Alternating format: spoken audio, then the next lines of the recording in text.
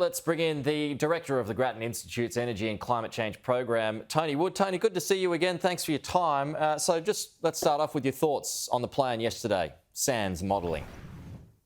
Well, the plan is a technology development plan. It's a good one. It's intended to develop technologies that are not yet ready for deployment, bring those costs down and ensure that they can be developed as we need them. However, it's not a plan to get to net zero by 2050 because it doesn't spell out how we will pay for the technologies that will still cost some money.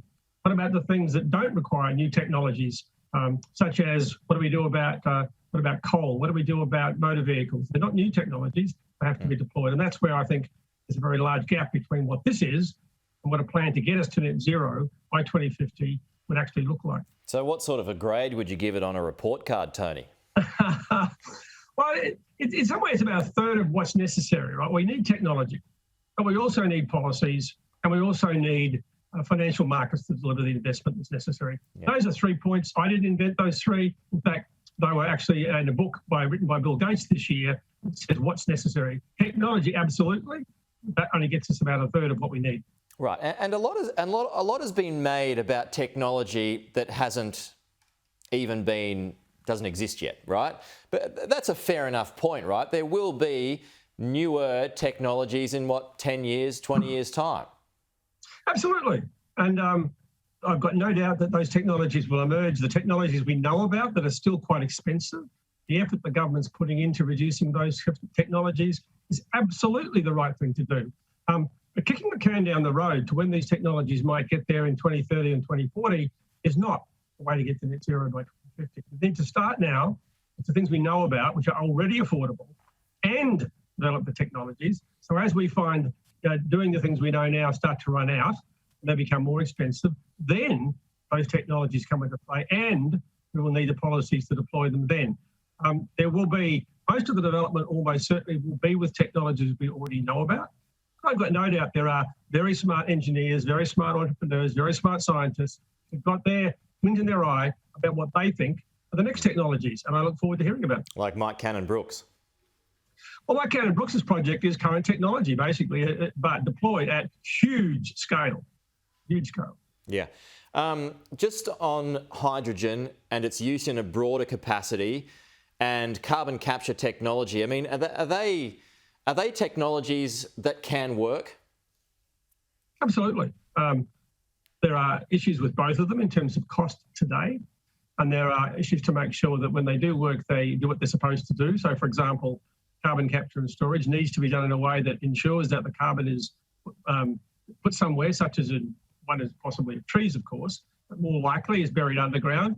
We know how to do that in some parts of the world. We've been doing it for decades. It can work.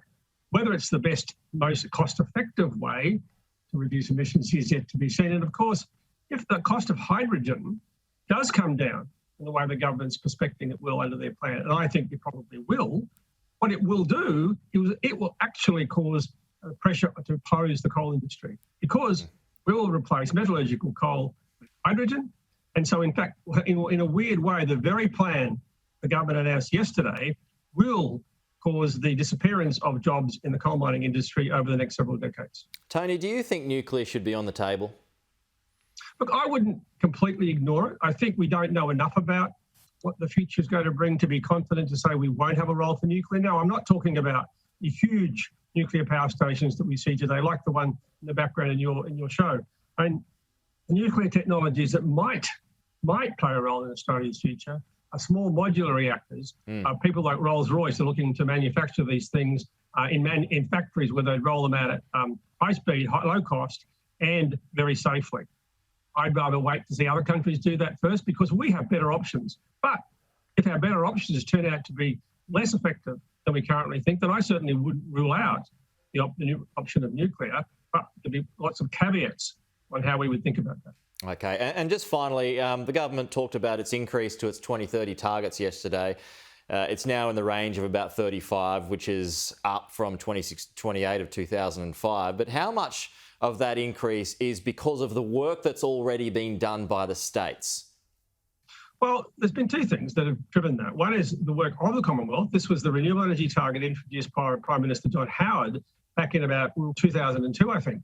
And that was an obligation, a mandate on electricity retailers to produce more of their electricity from renewables. Now, that is exactly the sort of policy that could be seen to be effective, and yet the government's ruling out those sort of mandates. That policy ran out last year, and now that heavy lifting is being taken up by the states, and it's the states' renewable energy targets that are driving further reductions in the electricity sector, and that's probably the only sector at the moment that's actually making any progress.